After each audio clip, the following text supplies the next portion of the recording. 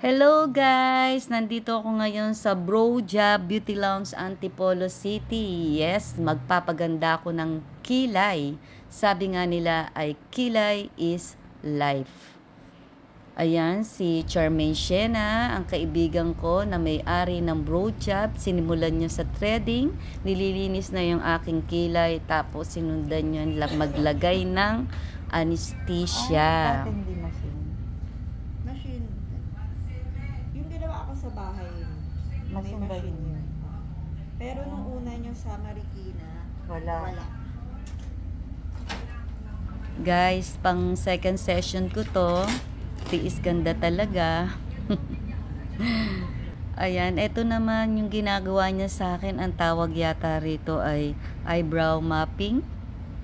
Yes, tama. Combo brows ang gagawin sa akin ni Charmaine. Parang combination to ng microblading plus may shading. Kasi parang ano siya natural yung kanyang looking. Kaya yan ang gusto niyang gawin sa aking kilay. Ayan. Hindi naman siya masakit. Medyo lang kasi meron siyang anesthesia. Kaya kailangan tiisin. Tiis ganda. Ayan na nilagyan uli ni Charmaine ng anesthesia para hindi ko daw maramdaman yung sakit. Gagamitan na ako ng machine. Pine-prepare na ni Charmaine yung machine. So, napapansin nyo yung paa ko, pagalo-galaw. Kasi kinakabahan ako. Pero yan, nung sinisimulan na niya yung mag-shading yata ang tawag dyan. Wala naman akong nararamdaman sakit. Okay lang. Magaang kamay nitong si Charmaine tsaka magaling talaga tong si Charmaine.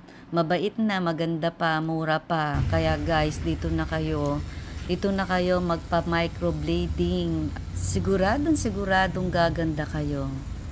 Dito lang yan sa Antipolo. Check nyo lang sa Facebook, Bro Job Beauty Lounge. Ayan si Charmaine. Ganda naman. Diba? Ganda mo gano'n. Yes, malapit nang matapos. Ang ulit ko mga idol. Ang ginawa sa akin ay combo brows. Ano siya, microblading plus shading.